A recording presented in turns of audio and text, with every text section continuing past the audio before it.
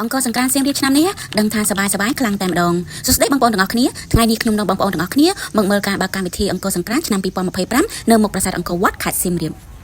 ថ្ងៃទី1នៃការបើកកម្មវិធីអង្គសង្ក្រាន្តមានមនុស្សអ៊ូអរច្រើនមែនទែនរីឯនៅមុខប្រាសាទអង្គរវត្តក៏បានរៀបចំទីកន្លែងស្រស់ស្អាតផងដែរកម្មវិធីពេលល្ងាចនេះពេលដែលយើងមកដល់ព្រាមយើងបានឃើញគេរៀបចំខ្សែពូប្រមាណ250ម៉ែត្រដើម្បីទាញខ្សែព្រ័ត្រសម្រាប់ប្រកួតគ្នាក្នុងការបើកកម្មវិធីអង្គសង្ក្រាន្តឆ្នាំ2025នៅមុខប្រាសាទអង្គរវត្តតែម្ដង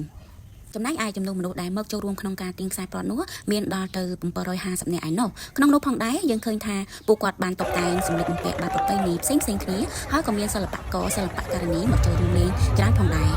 ក្នុងនោះផងដែរមានបងប្អូនប្រជាជនមកចូលរួមទស្សនាច្រើនមែនតើចាហើយមានអ្នកខ្លះគាត់អង្គុយមានអ្នកខ្លះគាត់ឈរមានក្មេងមានចាស់មានប្រុសមានស្រីអញ្ចឹងទៅចាហើយពិធីករក៏ស្រស់ស្អាតផងដែរបងប្អូនទាំងអស់គ្នាពួកគាត់មើលខាងក្រៅពិតជាស្រស់ស្អាតហ្នឹងហើយធ្លាប់តែឃើញពួកគាត់នៅក្នុងទូណាហើយក៏មានសិល្បករគាត់ចូលរួមផងដែរឥឡូវនេះយើងចាប់ផ្ដើមទាញខ្សែព្រ័ត្រហើយចាការប្រកួតបែបនេះគឺក្នុងការបើកអង្គសង្ក្រាន្តហើយក្នុងន័យបែបសាមគ្គីភាពទាំងអស់គ្នាចាបន្ទាប់ពីការទាញព្រ័ត្រចប់ក៏មានការគូសស្គរក្នុងការបើកកម្មវិធីអង្គសង្ក្រាន្តឆ្នាំ2025ហើយក៏ចាប់ផ្ដើមក្នុងការបង្ហាញអំពីការសម្ដែងផ្សេងដូចជាការរាំរបាំអប្សរាការបង្ហាញអំពីល្ខោនខោលការបង្ហាញអំពីក្បាច់គុនរបស់កតោនិងមានការបង្ហាញផ្សេងទៀតអ្វីដែលសំខាន់យើងក៏ឃើញមានកុមារតូចបានបង្ហាញអំពីការរាំរបាំនិងការស្លៀកពាក់បែបសម័យទំនើបបង្ហាញជូនគណៈអធិបតីហើយនិងទស្សនិកជនដែលចូលរួមនៅក្នុងថ្ងៃបើកកម្មវិធីអង្គសង្ក្រាន្តនៅមុខប្រាសាទអង្គរវត្តផងដែរចា